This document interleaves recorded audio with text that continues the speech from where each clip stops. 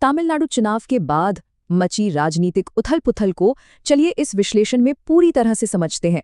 हैरानी की बात है, एक्टर से नेता बने विजय की टीवीके ने 108 सीटें जीतकर इतिहास रच दिया। इस शानदार जीत ने डीएमके और एआईएडीएमके के 62 साल पुराने दबदबे को एक झटके में तोड़ दिया। पर कहानी में ट्विस्ट था। बहुमत के लिए 118 सीटें चाहिए थी और टीवीके 10 सीटें पीछे थी। गवर्नर आवी आर्लेकर ने सत्ता सौंपने से पहले बहुमत साबित करने के लिए समर्थन पत्रों की सख्त मांग रखी। बुधवार और गुरुवार की लगातार बैठकों के बाद भी गवर्नर अपने संवैधानिक गणित पर पूरी तरह अड़े रहे। नतीजा ये हुआ कि अगले 2 दिनों में टीवीके ने तेजी से 121 सीटों का गठबंधन तैयार कर लिया।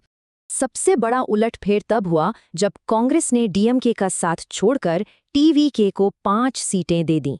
हालांकि इसकी एक बड़ी शर्त थी, टीवीके किसी भी हाल में बीजेपी या एआईएडीएमके से हाथ नहीं मिलाएगी। वीसीके और लेफ्ट पार्टियों ने भी डीएमके से नाता तोड़कर टीवीके के खाते में 6 सीटें और जोड़ दीं। बिल्कुल, ये समर्थन मुफ्त नहीं था।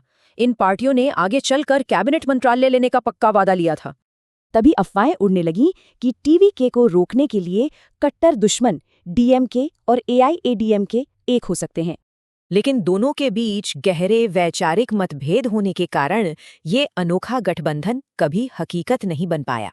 कई आरोप तो ये भी लगे कि बीजेपी ने टीवीके को रोकने के लिए गवर्नर पर दबाव डाला है। लेकिन बीजेपी ने इसे सिर्फ राजनीतिक बयानबाजी बताकर खारिज कर दिया और संवैधानिक प्रक्रिया की बात कही। समर्थन पत्र मिलते ही शुक्रवार को चेन्नई में विजय के घर के बाहर टीवीके के नारे गूंजने लगे। अब एक बड़ा सवाल उठता है, क्या ये नया दौर क्षेत्रीय राजनीति को हमेशा के लिए बदल देगा?